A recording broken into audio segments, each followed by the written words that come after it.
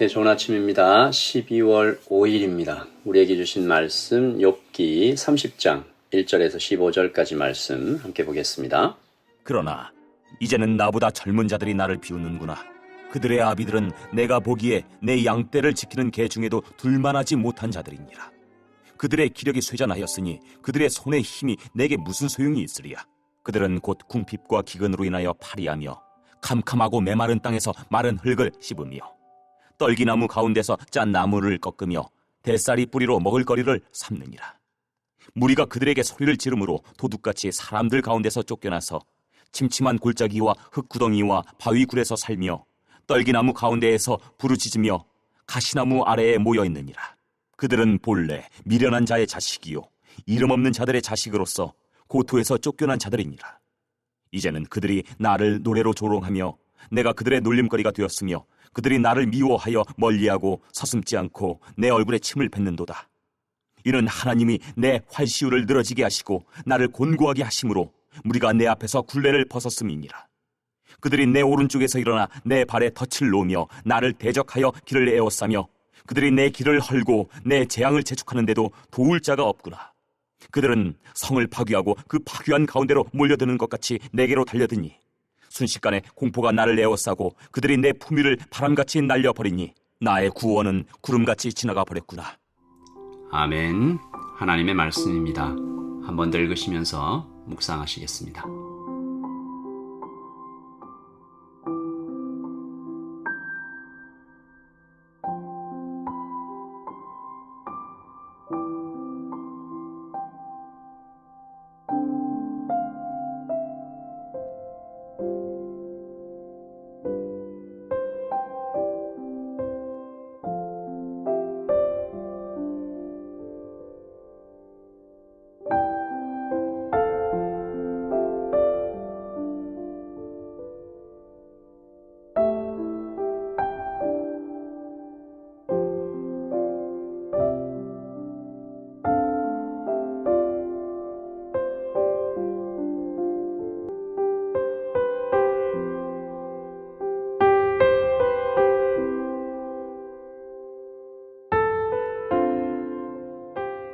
오늘 30장 말씀이 그러나로 시작하죠.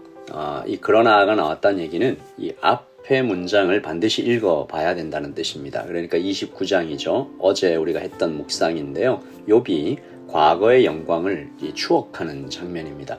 제가 29장 2절부터 조금 쉬운 성경으로 읽어보겠습니다. 지나간 날들이요. 하나님께서 나를 지켜주시던 그 옛날이 그립구나. 그때에 그분의 등불이 내 머리를 비추어서 그분의 빛으로 어둠 속에서 안전하게 걸었었는데 전능자께서 나와 함께 하시던 날들, 내 자녀들이 나와 함께 있던 그 날들, 우유로 발을 씻으며 반석에서 기름이 시내처럼 흘러내렸던 그 시절, 이렇게 그때를 이렇게 추억하고 참 회상하는 이 시간이죠. 그런 말씀입니다. 29장을 좀 읽어보면 욥이 남녀노소 참 누구에게나 이렇게 존경받는 인물이었구나. 하나님께서 주신 재정과 복을 아낌없이 이렇게 나누고 어려운 자들을 돕는 사람이었구나라는 걸 알게 됩니다. 말씀 중에 보면 젊은이들도 머리를 숙이고 노인들이 일어나서 욥을 이렇게 맞이하는 그 장면들이 나오거든요. 지난 이틀 전 우리 주일 예배 때도 말씀드렸듯이 그는 1층의 세상에서 거의 독보적으로 완전함에 가까운 인물이었죠. 도덕과 윤리가 지배하는 세상 말입니다. 그 세상에서 그는 완벽할 만큼 선한 사람이죠. 그리고 겸손하기까지 하잖아요. 그 모든 존경과 축복을 하나님께 올려드리며 찬양하는 그런 사람이었습니다. 하지만 이제 30장 1절 그러나 이제 그는 고통 중에 있는 거죠. 그러나 이제는 나보다 젊은 자들이 나를 비웃는구나. 그들의 아비들은 내가 보기에 내 양떼를 지키는 개 중에도 둘만하지 못한 자들이니라. 이게 무슨 말이에요? 옛날에는 정말 자기 근처에 오지도 못했던 이제 그런 사람들이 오히려 자기를 이제 조롱하고 있는 겁니다. 그래서 29장이 아름다웠던 시절과 30장, 즉 현재의 상황은 굉장히 극적인 대조를 이루죠. 이제 욥은 가장 수준 낮고 야비한 자들에게까지 조롱을 당하고 있습니다. 8절. 그들은 본래 미련한 자의 자식이요 이름 없는 자들의 자식으로서 고토에서 쫓겨난 자들이니라. 이 고향에서 쫓겨난 사람들에게 9절. 이제는 그들이 나를 노래로 조롱하며 내가 그들의 놀림거리가 되었으며. 욥은 굉장히 높이 올려졌던 삶을 살다가 바닥 골짜기까지 추락했습니다. 거꾸로 처박힌 것 같아요. 말씀드렸듯이 29장에서 욥은 노인들과 지도자 귀족들에게까지 욥의 앞에 오면 입을 조심하며 욥을 존경하며 어려워하며 그랬는데 이제 거리에 이 불량배들까지 그를 조롱하고 심지어 위협하기까지 합니다. 14절. 그들은 성을 파괴하고 그 파괴한 가운데로 몰려드는 것 같이 내게로 달려드니 순식간에 공포가 나를 에워싸고 그들이 내 품위를 바람같이 날려버리니 나의 구원은 구름같이 지나가 버렸구나. 이 공포스러울 정도로 사람들이 위협을 하는 겁니다. 품위는 날아갔고 구원도 지나가 버린 불쌍하고 가련한 이 신세를 한탄하고 있습니다. 여러분, 오늘 욥의 이 고백들, 그의 이 한탄과 호소를 들으면 우리가 무엇을 배우게 되나요? 하나님께서 잠시라도 그분의 보호와 빛을 거두시면 이렇게 되는구나. 29장 3절이죠. 그때 그분의 등불이 내 머리를 비추어서 그분의 빛으로 어둠 속에서 안전하게 걸었었는데. 욥이 평안하고 존경받으며 풍족하게 살 수 있었던 것은 하나님의 은혜였다라는 거죠. 그가 선한 일을 했던 것, 가난한 자를 돕고 하나님께 영광 돌리며 살 수 있었던 것도 하나님의 은혜였습니다. 그러니까 하나님의 손에 붙들려 살아간다라는 것은 그런 의미인 거죠. 어려울 때만 하나님의 손이 붙드는 것 아니고요. 우리의 모든 인생에서 행한 모든 일들이 사실은 하나님의 은혜의 우산 아래에서 행하는 것입니다. 2주 전에 이 만나의 식기도에 대해서 말씀을 나누었는데 당연하게 여기며 살아왔던 많은 것들, 너무 익숙해서 감사를 잃어버린 것들에 대해서 생각해 봤었습니다. 욥은 자기 자신에게 또 수천 년의 간격을 넘어서 우리에게 하나님의 빛이 비추고 그 은혜가 머물러 있는 지금 오늘을 감사하라라고 외치는 것입니다. 여러분, 하나님은 오늘도 일하고 계시죠. 너무나 인격적이셔서 또 너무나 자비로우셔서 하나님은 당신께서 우리에게 베푸신 은혜로 생색내지 않으십니다. 내가 은혜를 이렇게 베풀었으니까 갚으라라고 요구하지도 않으세요. 그래서 우리는 아주 많은 경우 하나님의 일하심을 보지 못하고 그냥 오늘을 살아가죠.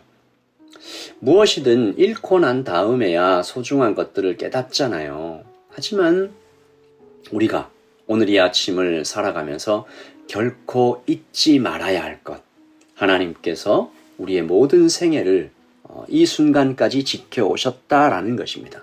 그리고 놀라운 것은 오늘 욥이 호소하는 것처럼 하나님의 빛이 꺼진 것 같은 그 어떤 순간마저도 하나님의 빛은 사실 꺼지지 않았다라는 것이죠. 여러분 어떻게 생각하세요? 하나님의 빛이 정말로 꺼졌다면 우주에 그 어떤 것도 찰나도 존재하지 못할 것입니다. 그러면 우리가 어떤 결론에 도달하게 되죠? 지금 이 순간 내가 겪는 고통에는 하나님의 목적이 있구나. 잠시 하나님의 빛을 숨기신 이유가 있구나. 여전히 암흑 같은 이 현실 속에서 하나님께서 나를 붙잡고 계시는데 우리가 그것을 보지 못하는 이유가 있구나.